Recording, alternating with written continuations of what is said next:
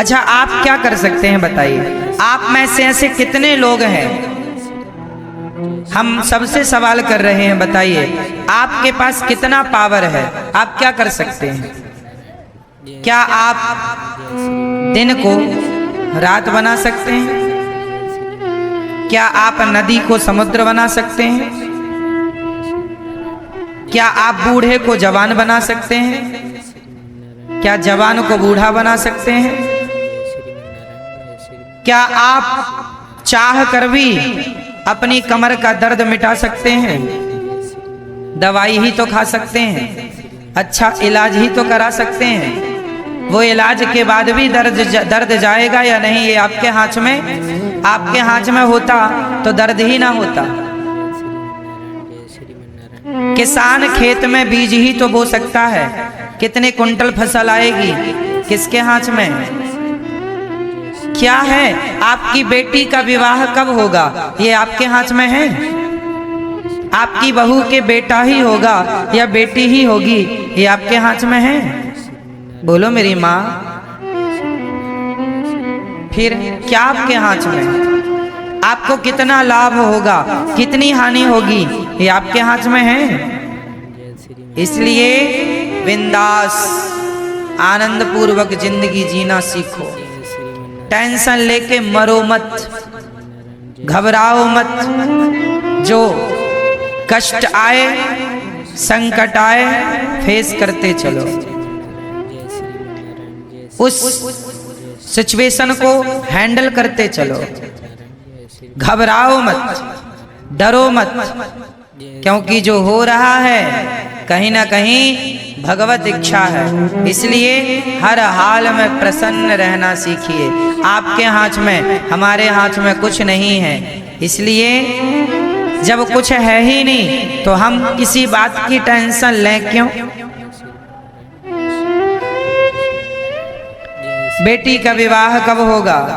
जब समय, आप कर्म, इसका अर्थ ये नहीं है कि आप कर्म ना करें, कर्म करते रहिए, प्रयास करते रहिए।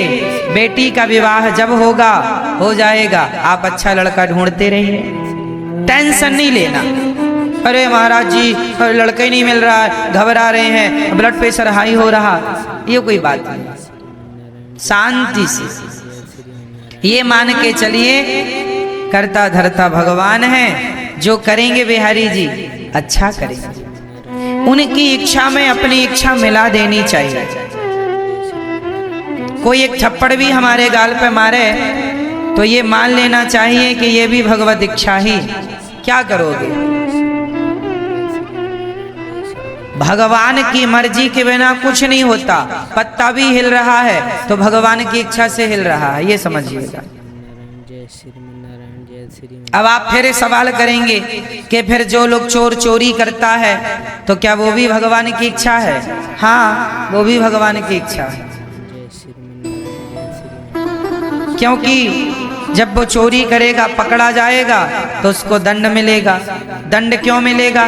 क्योंकि उसके कर्मों के अनुसार उसके भाग्य में दंड का विधान था, तो वो वैसी जैसी होनी होगी वैसी करेगा। भगवान बुद्धि मति गति वैसी बना देते हैं। जो होना होता है तब मति गति भगवान वैसा ही हम और आपको सोच भी नहीं, हम और आप जो सोचते हैं वह भी कंट्रोल भगवान के हाथ में होता है। हम उतना ही सोच सकते हैं जो भगवान सोचवाएंगे, उतना ही बोल सकते हैं जितना भगवान बुलवाएंगे, उतना ही कर सकते हैं जितना भगवान करवाएंगे। क्योंकि हम कठपुतली हैं, सब ही नचावत राम गोसाई। आज का आदमी व्यर्थ में टेंशन लेता है, व्यर्थ में परेशान होता है। ये जिंदगी परेशान होने के लिए नहीं मिली, ये जिंदगी मस्त होकर के जीवन जीने के लिए मिली है। खूब बिंदास जियो, आनंद से जियो, प्रसन्न चित्त से जियो। जो हो रहा है उसे भगवत इच्छा मानकर चलते हैं। आनंद के लिए जीवन मिला है, दुखी होने के लिए जीवन नहीं मिला कि जरा सा संकट आया दुखी होने लग गए, रोने लग गए। अरे जब अच्छा समय आता है आदमी का तो वो जब ज्यादा वो जब अच्छा समय आता है तो आदमी उस अच्छे समय को एक्सेप्ट करता है, स्वीकार करता है। तो बुरा वक्त आए तो उसे क्यों ना स्वीकार किया जाए। इसलिए हर समय को भगवान की कृपा मानकर, भगवान का प्रसाद मानकर उसे स्वीकार करना चाहिए। तो अब बताओ, आप और हम लोग क्या करते हैं? आप कितने लोगों का पेट भरते हैं बताओ मैया? कितने लोगों का पेट भरते हैं आप लोग? 2 लोगों का, 4 लोगों का, 10 लोगों का? बताओ मैया। ओ मेरी माँ, आप कितने लोगों का पेट भरती हो मैया? आपसे पूछ रहे हैं जो थोड़ी देर पहले आपने जम्हाई ली है। बता, हैं? कितने लोगों का पेट भरते हैं आप? 10 लोगों का? आप बता, कितने लोगों का पालन करते हो आप लोग? दादाजी, आप कितने लोगों का पालन करते हो? हम और आप कितने लोगों का पालन करते हैं मैया? बोलो मेरी माँ। किसी का भी नहीं। सबके पालनहार कौन है? भगवान। इससे क्या सिद्ध हुआ? हम जन्म क्यों लिए हैं? हम भगवान को प्राप्त करने के लिए, अच्छे काम करने के लिए, अच्छे विचारों को प्रकट करने के लिए, अच्छे रास्ते पर चलने के लिए हमारा जन्म हुआ है। पर हम लोग बुरे रास्ते पर चलते हैं, बुरे काम करते हैं। अच्छे काम करो, अच्छे रास्ते पर चलो और आनंद से जीवन जीते रहो, जीते रहो, जीते रहो, जीते रहो। ये ना सोचा जाए कि हम तुम्हें पाल रहे हैं, हम तुम्हें खिला रहे हैं। कोई किसी को नहीं खिलाता। हर व्यक्ति अपने भाग्य का दाना पीना, खाना पीना खाता। एक राजा था। एक राजा ने एक मक्के का दाना लिया, मक्के का एक दाना लिया और दाना लेकर के अपने गुरुजी से बोला। राजा सिंहासन पर बैठ के भरी सभा में राजा ने कहा, गुरुजी बताइए, ये जो मक्के का दाना है, यह दाना आप तो सब कुछ जानते हैं, बताइए यह दाना, इस दाने में किसका नाम लिखा है? क्योंकि आप कहते रहते हो दाने दाने में लिखा है खाने वाले का नाम। तो राजा ने कहा, गुरुजी आप सब जानते हैं, तो बताओ कि इस दाने में किसका नाम लिखा है? गुरुजी बड़े ज्ञानी थे, सामान्य नहीं थे, त्रिकालज्ञ थे, बड़े उद्घट विद्वान थे, सब कुछ जानते थे। उन्होंने कहा, राजन, इस दाने में वो कबूतर बैठा है, उस कबूतर का नाम लिखा है। राजा बड़ी जोर से हंसा। गुरुजी आज आपकी बात झूठी हो जाएगी, कबूतर खा ही नहीं सकता इसे, क्योंकि ये मेरे हाथ में है, मैं खाऊंगा और मैं खाऊंगा तो आपकी बात झूठी हो जाएगी। राजा बोले, आपकी बात झूठी हो जाएगी आज। गुरुजी ने कहा, बेटा दाने दाने में लिखा है खाने वाले का नाम, यदि इस दाने में उस कबूतर का नाम लिखा है तो वो कबूतर ही खाएगा। राजा जोर से हंसा और हंसते हंसते उसने दाना अपने मुंह में डाल दिया। जब मुंह में डाला तो वो हंसने के कारण वो दाना जाकर के उसके यहाँ गले में फंस गया। फंस जाता ना कई बार भोजन हम लोगों के यहाँ, फिर कई बार फिर जल्दी से पानी पीना पड़ता है खाने के तुरंत बाद, तब को लगता है कि हाँ अंदर गया नहीं, गले में रह जाता है। तो राजा हंसने के कारण वो दाना खा लिया और गले में फंस गया। अब फंस गया, वो चिल्लाने लगा, ये वो चिल्लाने लगा। तब क्या हुआ, अचानक उसे छींक आई, और जब छींक आई तो दाना नाक से बाहर आया, और बाहर आया तो छींक के कारण प्रेशर से दूर गिरा तो पक्षी तुरंत उड़ करके आया, दाना मुंह में दबा के भाग गया। गुरुजी ने कहा दूसरे के भाग्य का खा भी लोगे तो वो तुम्हें पचेगा ही नहीं, इसलिए दूसरे के हिस्से का नहीं खाना चाहिए। जो थाली दूसरे के लिए परोस दी गई है वो थाली आपको नहीं, अर्थात वो भोजन आपको नहीं करना चाहिए। जो अन्न किसी के लिए निकाल दिया है वो उस तक पहुंचाओ, वो ना मिले तो गाय को खिला दो, कुत्ते को खिला दो, उसके हक का ना खाओ। जैसे आपके दरवाजे में कोई भिखारी आया, आपने कहा रुको हम आपके लिए कुछ लाते हैं, आप अंदर लेने गए मुट्ठी भर चावल, कटोरी भर चावल, तब तक वो भिखारी चला गया। अब वो कटोरी भर चावल आपने उसके लिए निकाला और वो चला गया। अब उस चावल का क्या करेंगे?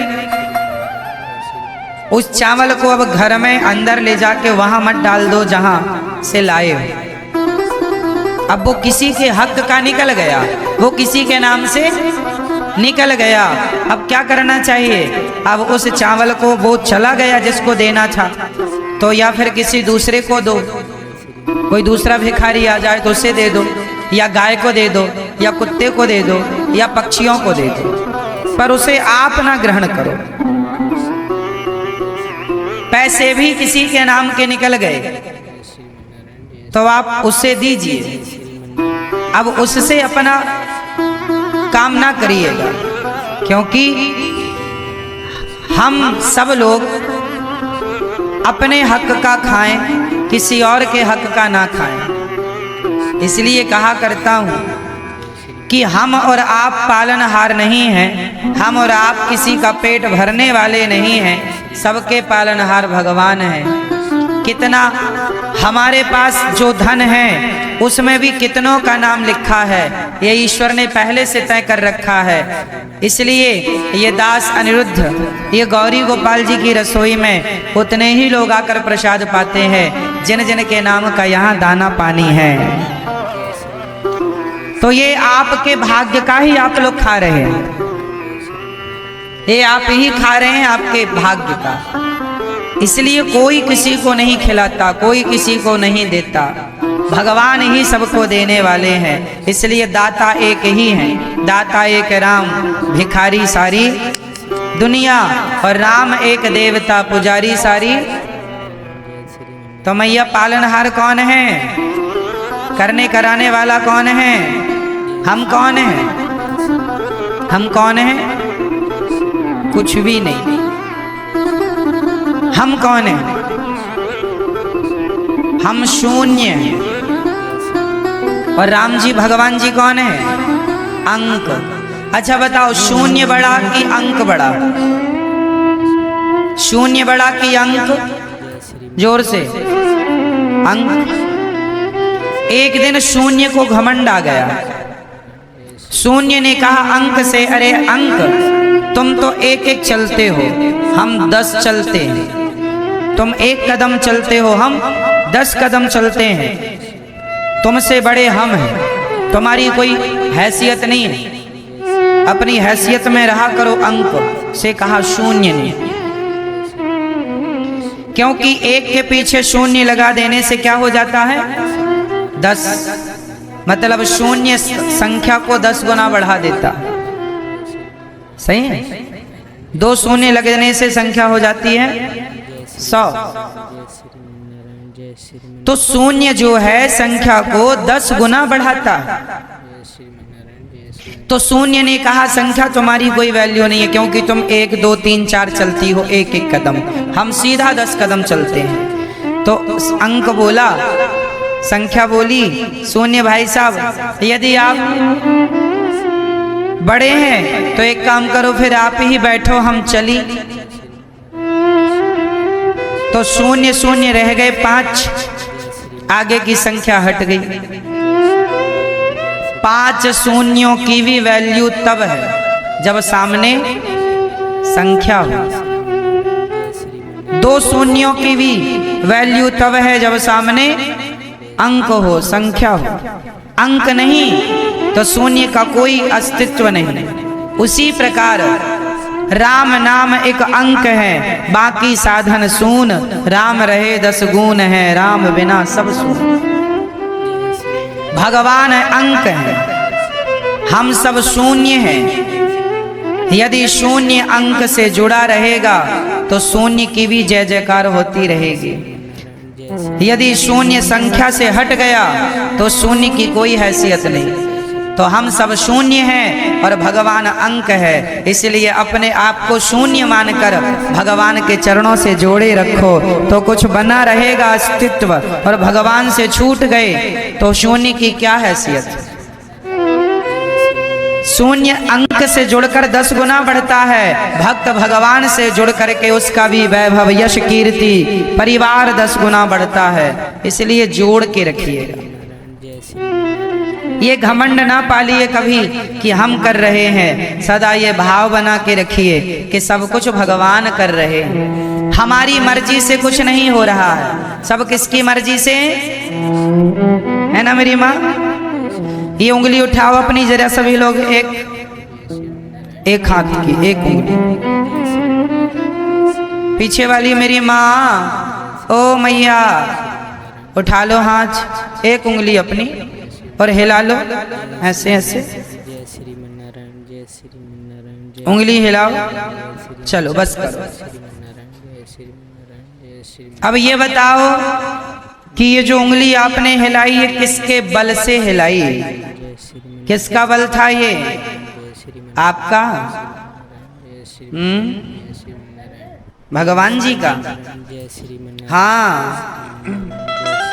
ये बल भी हमारा बल नहीं है मेरी माँ। हम लोगों में इतना भी बल नहीं है कि हम अपने शरीर के एक अंग को हिला सकें। जब कोई बीमार पड़ जाता है, जिसको पैरालाइसिस हो जाता है, लकवा मार जाता है, उसका शरीर हिलता डुलता नहीं। कितने लोग ऐसे हैं जिनके हाथ नहीं काम करते, पाँव नहीं काम करते, आंख नहीं काम करती। क्यों? जब तक भगवान चाहेंगे तब तक वाणी काम करेगी, जब तक भगवान चाहेंगे आंख काम करेगी, भगवान चाहेंगे तो कान काम करेंगे, भगवान चाहेंगे तो हाथ काम करेंगे, भगवान चाहेंगे तो पाँव काम करेगा। भगवान नहीं चाहेंगे ना तो शरीर होगा, रखे रहो अपना शरीर, कोई पार्ट्स काम ही नहीं करेंगे। जिसे कहते हैं पैरालाइसिस हो गया, लकवा मार गया, आधा शरीर काम नहीं करता। क्यों नहीं करता? जब तक भगवान की इच्छा है काम करता है, इच्छा नहीं है काम नहीं करता। ये शरीर भी तुम्हारे हमारे हिसाब से नहीं चलता, ये शरीर भी भगवान की मर्जी से चलता। हमारे आपके हाथ में कुछ भी नहीं है मेरी माँ, कुछ भी नहीं। इसलिए व्यर्थ का घमंड ना किया जाए किसी चीज का, व्यर्थ का अभिमान ना पाला जाए किसी चीज का। माल खजाना को तो छोड़ दो मेरी माँ, ये शरीर भी अपनी संपत्ति नहीं है। हम आप सब मरेंगे ना तो ये शरीर भी छोड़ के जाना पड़ेगा। इसका अर्थ यही है कि हम घमंड किसका करें। ये उंगली भी हम अपने बल से नहीं हिला रहे, इसमें भी भगवान की शक्ति है। जो बीमार पड़ जाता है, कई बार आप इतने बीमार पड़ जाते हैं कि आपको हाथ पांव हिलाने की भी हिम्मत नहीं बचती। आप लोग कई बार कहते हैं हमारी आंख खोलने की हिम्मत नहीं है बीमार पड़ने पर। ऐसा होता है कि नहीं कि आंख खोलने की भी हिम्मत नहीं है? तो ये जो हिम्मत कह रहे हो आप, ये हिम्मत कहाँ से आ रही है? कौन है ये आंख खोलने की हिम्मत देने वाला, चलने फिरने की हिम्मत देने वाला? तो क्यों हम ये कहें कि ये सब हम कर रहे हैं? हम कौन हैं ये बताओ, हम कौन हैं? कौन है आप? आपका परिचय क्या है? कौन है आप? कुछ भी नहीं है हमारा अस्तित्व, फिर भी हम लोग अपनी डींगे मारते फिरते हैं। हम ये हम वो ना, कुछ नहीं है। अभिमान त्याग दो, मिटा दो। जब हमारा शरीर पूरा हो जाता है, जब मृत्यु आती है ना, तो हम लोग जल जाते हैं। और जलने के बाद क्या बचती है हमारी? जोर से, सिर्फ राख। कितने रुपए के घड़े में आ जाती है? बोलो। मैया 25 गया जमाना, 25 वाला 50 हो गया, महंगा हो गया घड़ा। 50 रुपए के घड़े में तुम्हारी पूरी राख आ जाएगी। जो बड़ी बड़ी बातें करते थे, बड़ी गाड़ी बड़े बंगले का बड़ा रुतबा दिखाते थे, बड़ी अकड़ दिखाते थे, उड़ रही है तुम्हारी राख। 50 रुपए के घड़े में पूरी की पूरी, है ना। जब तक जिंदा थे तो कितना सामान था, मर गए तो मुट्ठी भर राख रह गई है। ये सच्चाई। कितने ऐसे आपने देखे होंगे जो आपके देखते देखते जिनका नाम, जिनका यश, जिनकी कीर्ति, सब कुछ पड़ा का पड़ा, धरा का धरा रह गया, अंत में मुट्ठी भर राख बन गए। हाँ, आप में से कितने लोग ऐसे हैं जो एक दिन राख हो जाएंगे? अरे सब लोग हैं, सब। तो आप लोग राख हो क्या? हाँ, हम भविष्य की राख हैं। हम भविष्य की उड़ती हुई राख हैं, धूल है। इसलिए भगवान के चरणों की धूल ही माना करो कि हे नाथ, जब मैं मर जाऊंगा और मेरे शरीर की राख उड़ उड़ के वो धूल का कण बिहारी जी के चरणों में जाकर चिपक जाएगा तो जीवन सार्थक हो जाएगा। राधे तेरे चरणों की गर धूल जो बन जाऊं, ये धूल है। आप हम एक दिन इसी धूल मिट्टी में मिल जाएंगे। आज नहीं कल, कल नहीं परसों, 2030 तक नहीं तो 2040 तक, 2040 तक नहीं तो 2050 तक, 2050 तक नहीं तो 2060 तक, 2060 तक नहीं तो 70, 80, 90 तक। और बताओ क्या बोल दें हम? पार करा दें 2000 को? नहीं, ये सच्चाई है। अब बताओ, जब हम राख हैं भविष्य की मुट्ठी भर, तो अब एटीट्यूड किसका करें, घमंड किसका करें? हम बताओ, झगड़ा किससे करने जाएं? अब किससे लड़ें? ये शरीर हमारा झगड़ा करने के लिए नहीं मिला, लड़ने के लिए नहीं। हम किस किस के दोष देखें? इसलिए अपने दोष देख लो और भगवान के गुणों में मस्त रहो। भगवान जैसा कोई गुणी नहीं और हमारे जैसा कोई दोषी नहीं। बुरा जो देखन मैं चला, बुरा न मिलिया कोई, जो दिल खोजा आपना, हमसे बुरा ना। हम बुरे हैं, भगवान अच्छे हैं। अच्छाई भगवान की देख लो, बुराई स्वयं की देख लो, बात खत्म। व्यर्थ का झूठा एटीट्यूड, अभिमान, हमें जानते नहीं, कॉलर खड़ी कर करके लोग हैं डींगे मारते रहते हैं, व्यर्थ का गाल बजाते रहते हैं।